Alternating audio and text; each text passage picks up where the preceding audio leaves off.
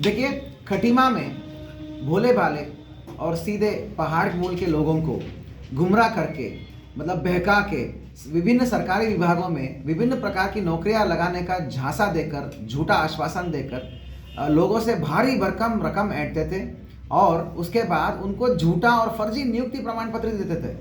मतलब अलग अलग विभाग में, उद्यान विभाग, स्वास्थ्य विभाग, शिक्षा विभाग से लेकर दुनिया भर के अलग अलग विभाग में विभिन्न प्रकार की झूठा और एकदम फर्जी नियुक्ति प्रमाण पत्र भी देते थे और लाखों रुपए की ठगी कर देते थे। कई सारे विक्टिम्स को इन्होंने मतलब विक्टिम बना दिया।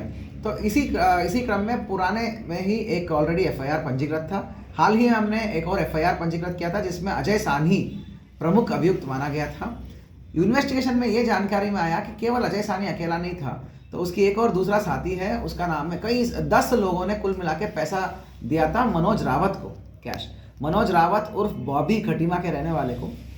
तो उसको आज गिरफ्तारी करा हमने, गिरफ्तारी करके जेल भेज रहे हैं और उसकी ही कब्जे में 3 विभिन्न नियुक्ति प्रमाण पत्र अलग अलग डेटों का, अलग अलग विभागों का प्राप्त हुआ है उसके कब्जे में, उसकी निशानदेही में। और 2,20,000 कैश डेवलप हुआ है, रिकवर हुआ है।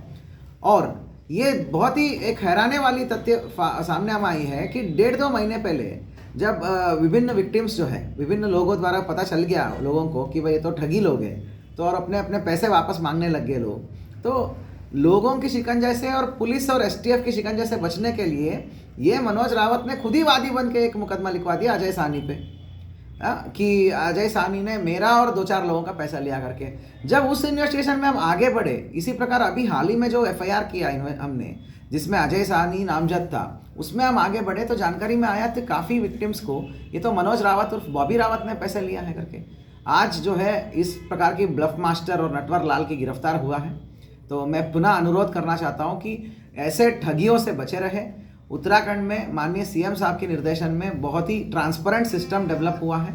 इसमें नौकरी के पहले विभिन्न पोर्टल्स पे आयोगों के द्वारा एग्ज़ाम किया जाता है, किसी भी प्रकार की नौकरी हो तो। एग्ज़ाम के बाद जो है एग्ज़ाम से पहले नोटिफिकेशन निकलता है, उसके बाद फॉर्म भरा जाता है, फॉर्म के बाद एग्ज़ाम होता है, एग्ज़ाम के बाद रिजल्ट्स आता है। इस प्रकार रिजल्ट में आपका नाम है तभी नौकरी मिल सकता है, वो केवल मेरिट के आधार पर मिल सकता है। ऐसे झालसाज और नटवर लालों की बहकावे में आके आपकी खून पसीने का कमाई को आप मत गवाइए।